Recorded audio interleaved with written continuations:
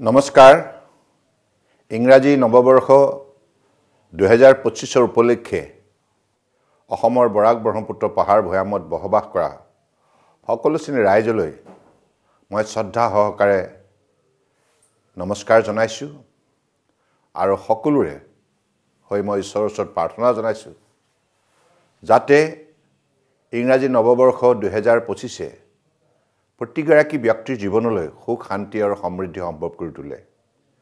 আমি সকলোৱে মিলি বৰাক ব্ৰহ্মপুত্ৰ পাহাৰ ভৈয়ামৰ জনগণে একেলগে আমি কাম কৰি যাব লাগিব মিলাপ্ৰীতিৰে সমাজখন শক্তিশালী কৰিব লাগিব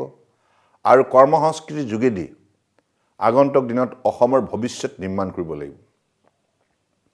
বৰ্তমান সময়ত ভাৰতবৰ্ষৰ মাননীয় প্ৰধানমন্ত্ৰী নৰেন্দ্ৰ মোদী ডাঙৰীয়াৰ নেতৃত্বত আজি ভাৰত ৰাষ্ট্ৰই বিশ্বৰ বুকুত যেনেধৰণে সমাদৰ বুটলিবলৈ সক্ষম হৈছে সুখ্যাতি আজি কঢ়িয়াই আনিবলৈ বিভিন্ন কৰ্মক্ষেত্ৰত বিভিন্নগৰাকী ব্যক্তি সফল হৈছে বিশ্বমঞ্চত ভাৰতবৰ্ষক ভুৰুকি আজি তাৰিখত বিশ্বৰ মানৱ সমাজে প্ৰশংসা কৰিছে কাৰণ ভাৰতবৰ্ষৰ পৃথিৱীৰ সৰ্ববৃহৎ গণতন্ত্ৰ হিচাপে পৰম শ্ৰদ্ধাৰ প্ৰধানমন্ত্ৰী নৰেন্দ্ৰ মোদী ডাঙৰীয়াৰ নেতৃত্বত যিমান সবল ৰূপ ধাৰণ কৰিছে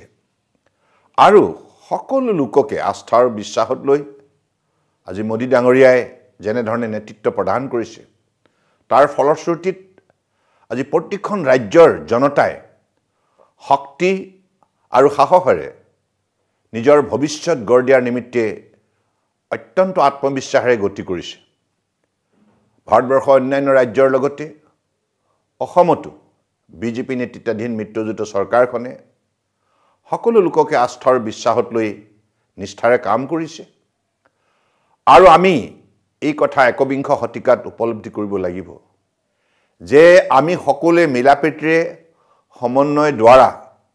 শক্তিশালী সমাজ সকলো সময়তে জীয়াই ৰাখিব পাৰিলেহে আন্তৰিকতাৰে এজনে আনজনক আস্থা আৰু বিশ্বাস লৈ কাম কৰিলেহে আমি নিশ্চিতভাৱে ভাৰতবৰ্ষৰ বুকুত অসমক আটাইতকৈ শীৰ্ষস্থানত আমি প্ৰতিষ্ঠিত কৰিব পাৰিম গতিকে সেই আশাৰে মই পুনৰবাৰ অসমৰ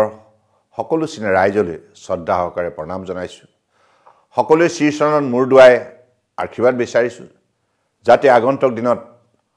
সকলো সময়তে জনতাৰ হৈ নিষ্ঠাৰে কাম কৰি যাব পাৰোঁ নমস্কাৰ ধন্যবাদ